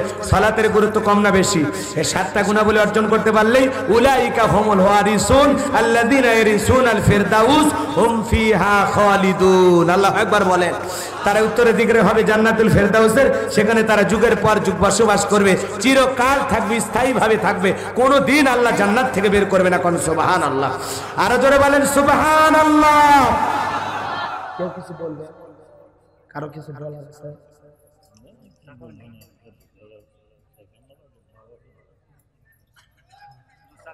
বলতেছি কেউ কিছু বলবেন? আলোচনা শেষ করে দিন, শেষ করে দিই ভাই, অনেক রাত হয়েছে। সকলে সুস্বাস্থ্য দীর্ঘায়ু কামনা করে আজকের আলোচনা এখানে ইতি টানছি। ওয়াখিরি দাওয়ানা আলহামদুলিল্লাহি রাব্বিল আলামিন। না না, বেঁচে থাকলে আবারও দেখা হবে ইনশাআল্লাহ। এ বাবা শোন, 10 মিনিট মুনাজাত করবো না, হয়ে যাবে ইনশাআল্লাহ। এদিক খেয়াল করো, আপনাদের তো মনেই নাই, ওই যে সুলাইমানের কথা ভুলে গেছে। হ্যাঁ, আপনারা ভুলে গেছেন। সুলাইমান আলাইহিস সালাম দেখে বলতেছে, আব্বা 3টা জিনিস, 1 নাম্বার একটা কিতাব, 2 নাম্বার একটা চাবুক, 3 নাম্বার একটা আংটি থাকবে। কিতাব ওটা হলো সংবিধান, ওইটা দিয়ে সমাজ রাষ্ট্র পরিচালনা হয়। আর এদিকে খেয়াল করেন, আর ওই চাবুক, যে অপরাধ করবে, চুরি ডাকাতি ছিনতাই করবে, ওই চাবুক যায় ওই অপরাধী ব্যক্তিকে শাস্তি দিয়া জায়গার চাবুক জায়গায় ফেরত আসবে। এই চাবুক চালানোর জন্য কোনো মানুষের প্রয়োজন হবে না। বলেন আল্লাহু আকবার। এই চাবুক যদি বাংলাদেশে থাকতো, কোন জায়গা থেকে মার শুরু হইতো আমরা চ্যালেঞ্জে দেখতে পাইতাম। খালি বোঝেন বোঝেন বোঝেন, কোন জায়গা থেকে কার পিঠে যে মার পড়তো গো। কিন্তু দুঃখের বিষয় চাবুকটা নাই। আর 3 নাম্বার, ওই আংটি যার হাতে থাকবে, মানব দানব জিন ইনসান সবাই তার গোলামিতে বাধ্য হবে। বলেন আল্লাহু আকবার। ওয়াখিরি দাওয়ানা আলহামদুলিল্লাহি রাব্বিল আলামিন। সকলে সুস্বাস্থ্য দীর্ঘায়ু কামনা করছি। এই 7টা গুণাবলী আল্লাহ পাক আমাদের জীবনে অর্জন করে বাকি জীবন ইবাদত আর বندگির মাধ্যমে কাটানোর তৌফিক দান করুন। সকলে বলুন আমিন, আল্লাহুম্মা আমিন। রব্বানা যালামনা আনফুসানা ওয়া ইল্লাম তাগফির লানা ওয়া তারহামনা লানাকুনান্না মিনাল খাসিরিন। আল্লাহ তাআলা রব্বুল আলামিন ফরিদপুরের মাটিতে বসে একটি ফাজিল মাদ্রাসা ময়দান থেকে আমি গুনাহগার, আল্লাহ গভীর রাত পর্যন্ত কোরআন সুন্নাহর আলোকে আলোচনা করেছি। যতটুকু আলোচনা হয়েছে আল্লাহ বক্তা শ্রোতা সবাইকে আমল করার তৌফিক দিয়া দাও। আমরা যারা হাত তুলে ধরেছি আল্লাহ, অনেকের মা নাই বাবা নাই, এতিম মারা কবরে চলে গেছে। জনম দুঃখিনী মার কথাকে ভোলা যায়, আদরের বাবার কথাকে ভোলা যায়। আল্লাহ তাআলা ওই জনম দুঃখিনী মা বাবার কবরে আর সবটুকু পৌঁছায় দাও, কবরগুলো জান্নাতের বাগান বানায়া দাও। রাব্বির হামহুমা কামা রাব্বায়ানি সাগীরা ওয়া রাব্বির হামহুমা কামা রাব্বায়ানি সাগীরা। আমাদের আত্মীয় স্বজন পাড়া প্রতিবেশী যারা কবরে চলে গেছে আল্লাহ মাফ করে দাও, কবরগুলো জান্নাতের বাগান বানায় দাও। মা বাবা যাদের বেঁচে আছে আল্লাহ পিতা মাতার খেদমত করে জান্নাত অর্জন করার তৌফিক দিয়া দাও রব্বুল আলামিন। অনেক ভাই অসুস্থ দোয়া চেয়েছেন, অসুস্থ বাবাজি দোয়া চেয়েছেন, আল্লাহ তাকে শেফায়ে কামিলা হাসিল দান করেন। এই মসজিদকে কবুল করো, আয়োজনকে কবুল করো, আজকের মাহফিলের সভাপতি মাওলানা আবু বকর সিদ্দিক তালুকদারকে কবুল করেন রব্বুল আলামিন। যত আলোচক বৃন্দ আলোচনা করেছেন আল্লাহ কবুল করেন। প্রধান অতিথি বিশেষ অতিথি চেয়ারম্যান মহোদয়কে আল্লাহ কবুল করেন রব্বুল আলামিন। মাহফিলের জন্য উপজেলা চেয়ারম্যান 1 লাখ, ইউনিয়নের চেয়ারম্যান 50,000, আল্লাহ তাআলা অনেকে 10,000, 5,000, 10, 20, 50 এইভাবে আল্লাহ তাআলা অনেকে দান করেছেন। সহসভাপতি অসুস্থ, আল্লাহ তাকে শেফায়ে কামিলা আজলা দান করেন। আল্লাহ মাহফিলের জন্য নগদে বাকিতে যারা টাকা পয়সা দান করেছে আল্লাহ সকলের দানগুলো কবুল করো। এই প্রতিকূল আবহাওয়ার মধ্যে বৃষ্টি পানিকে অপেক্ষা করে আল্লাহ যে কোরআনের পাগলেরা আমি গুনাহগারকে ভালোবেসে, কোরআনের মাদ্রাসাকে ভালোবেসে, মসজিদকে ভালোবেসে আখিরি মুনাজাত পর্যন্ত আলোচনা শুনল আল্লাহ তাদেরকে কোরআনের হেদায়েতের আলো দিয়া অন্তরগুলোকে আলোকিত করে দাও। আমাদের জানা অজানা ছোট বড় গোপন প্রকাশের তামাম জীবনের গুনাহগুলো তুমি মাফ করে দাও আল্লাহ। বাকি জীবন তোমার পথে চলার তৌফিক দিয়ে দাও, সিরাতাল মুস্তাকিমের প্রতীক বানায়া দাও আল্লাহ তাআলা। মিডিয়ার যে ভাইরা এসেছে আল্লাহ আলোচনাগুলো ভালোভাবে সারা তৌফিক দিয়া দাও। নায়ক নায়িকার কাটিং দিয়া, উল্টা পাল্টা থাম্বনেল দিয়া আলেমদের ইজ্জত হারায়, আলেমেরা কষ্ট পায়, এমন দৃশ্য যেন তারা ইউটিউবে না ছাড়ে আল্লাহ। তাদের আপনি হেদায়েতের জন্য কবুল করেন আল্লাহ, তাদের চ্যানেলগুলোতে বরকত দিয়া দেন রব্বুল আলামিন। আজকের আয়োজক বিন্দু যারা কষ্ট করে বগুড়া থেকে দাওয়াত দিয়ে আমার এনেছেন আল্লাহ তাদের হায়াত বাড়ায় দেন। যেই বাড়িতে খানা খাইলাম বসলাম ওই বাড়ির উপর খাস রহমত বরকত নাজিল করেন। এই মাদ্রাসা মসজিদ ছাত্র ওস্তাদ শিক্ষক সবাইকে আল্লাহ কবুল করেন রব্বুল আলামিন। আজকের মাহফিলের জন্য যারা অক্লান্ত পরিশ্রম করেছেন কবুল করেন। পর্দানিশী মা বোনে যারা কষ্ট করে এসেছে আল্লাহ স্বামীর খেদমত করার তৌফিক দিয়ে দেন। পর্দানিশী নারী হিসেবে কবুল করেন।